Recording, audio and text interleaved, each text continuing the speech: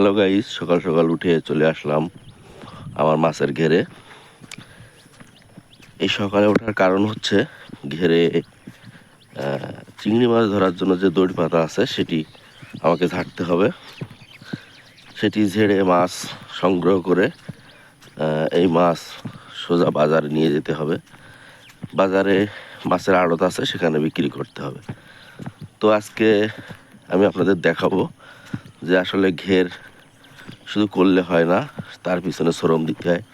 এই বর্ষার দিনে কাদার ভিতরে আমি হাঁটতে হাঁটতে আমার ঘেরে যেতে হচ্ছে। ঘের মেন রাস্তা থেকে আমার ঘের বেশ একটু দূরে, তো সঙ্গে থাকুন।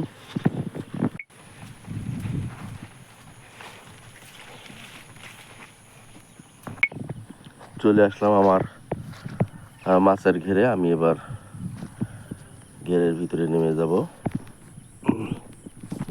এটি হচ্ছে আমার মাছের ঘের, ছোট ঘের সবচাইতে এটি।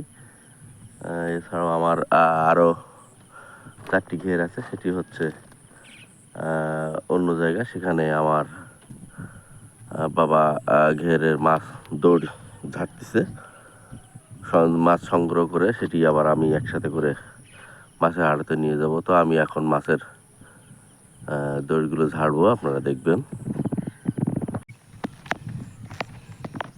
এই যে ঘেরের ভিতরে, পানির একেবারে ভিতরে দড়িগুলো এভাবে পাতা আছে। যাই হোক, এই যে মাছ সংগ্রহ করে নিয়ে আসলাম।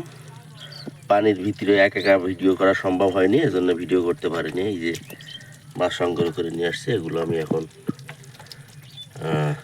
নিয়ে বাজারে মাছের আড়তে চলে যাব। আরও মাছ আছে আমার অন্য ঘেরে, সেগুলো আমার বাবা ঝাড়তেছে, সংগ্রহ করতেছে। সংগ্রহ করার পরে সেগুলো আমি নিয়ে যাব। এই মাছ মৎস্য আড়তে নিয়ে বিক্রি করতে আসলাম। এখন যেহেতু মোড়া নিমু, সেজন্য মাছের অবস্থা খুবই খারাপ। এই মৎস্য সেটে দেখেন খুবই কম মাছ উঠছে।